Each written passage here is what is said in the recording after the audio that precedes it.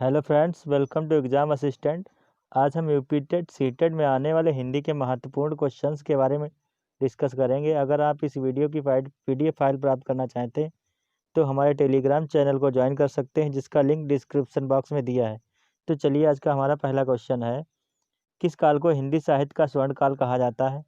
इसका पहला ऑप्शन है आदिकाल को, बी ऑप्शन रीतकाल को, सी ऑप्शन है भक्तकाल को, या डी ऑप्शन इनमें से कोई नहीं।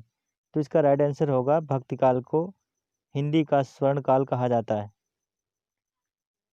अगला प्रश्न देखते हैं, किस काल को वीरगाथा काल कहा जाता है? ए ऑप्शन आदिकाल को कहा जाता है, या बी रीतकाल को, सी भक्तिकाल को, या इनमें से कोई नहीं।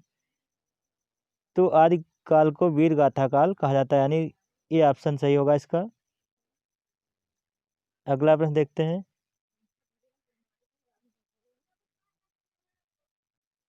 इनमें से कौन सा शब्द संज्ञा से बना हुआ विशेषण नहीं है? ए ऑप्शन है लौकिक शब्द, बी फेनिल शब्द, या सी धूमिल शब्द, या डी प्राथमिक। तो इसका राइट आंसर होगा ऑप्शन डी प्राथमिक है, जो कि विशेषण नहीं है। अगला क्वेश्चन, इनमें से कौन सा शब्द संज्ञा से बना हुआ विशेषण है? पहला ऑप्शन है कृपा, बी ऑप्शन है जात, सी नमक, और डी ऑप्शन कुलीन। तो इसका राइट आंसर होगा ऑप्शन डी कुलीन शब्द संज्ञा से बना हुआ विशेषण है। अगला प्रश्न देखते हैं, इनमें से आग कौन सा शब्द है?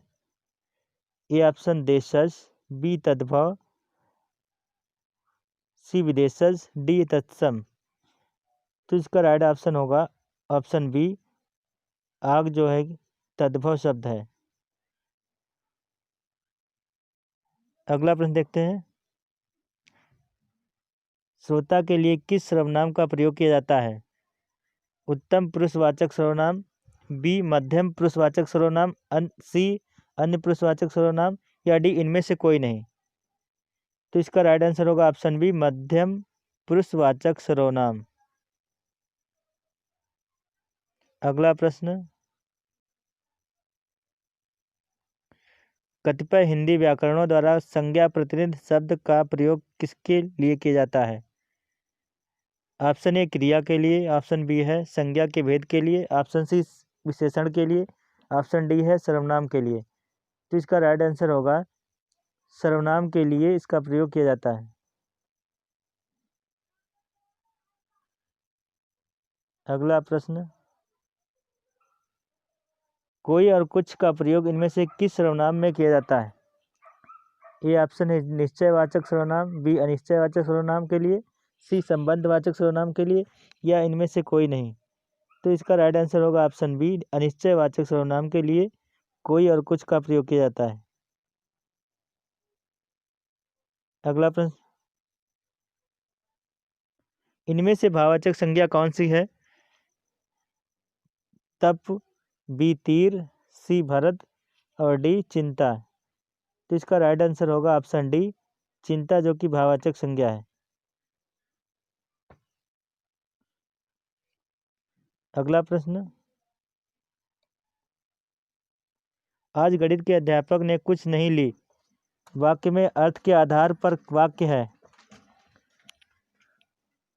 आज्ञावाचक वाक्य, बी निषेधवाचक वाक्य, सी प्रश्नवाचक वाक्य, और डी इच्छावाचक वाक्य। तो इसका राइट आंसर होगा ऑप्शन बी निषेधवाचक वाक्य है।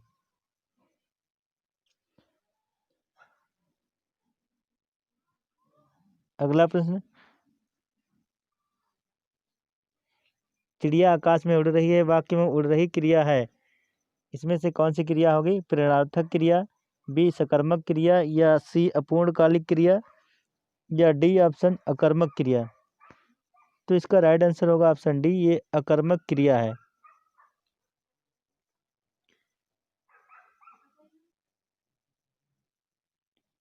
अगला प्रश्न देखते हैं, उत्साह शब्द का विशेषण है?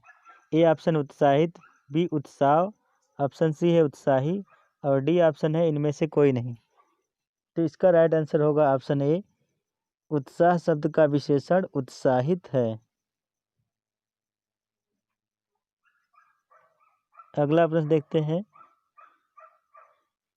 निम्नलिखित संज्ञा विशेषण जोड़ी में कौन सा सही नहीं है? ऑप्शन ए है विष विषैला, ऑप्शन बी पिता पैतृक, ऑप्शन सी आदि आदिम और ऑप्शन डी प्रांत प्रांतिक। तो इसका राइट आंसर होगा ऑप्शन डी, प्रांत और प्रांतिक संज्ञा विशेषण जोड़ी में सही नहीं है। अगला प्रश्न देखते हैं, निम्नलिखित में से किस शब्द का वर्तनी अशुद्ध है? ऑप्शन ए है ज्योत्सना का, ऑप्शन बी श्रृंगार, ऑप्शन सी उज्ज्वल और ऑप्शन डी अध्यात्म। तो इसका राइट आंसर होगा ऑप्शन ए, ज्योत्सना।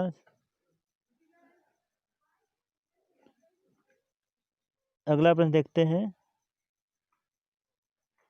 कल्पांत शब्द में कौन सी संधि है?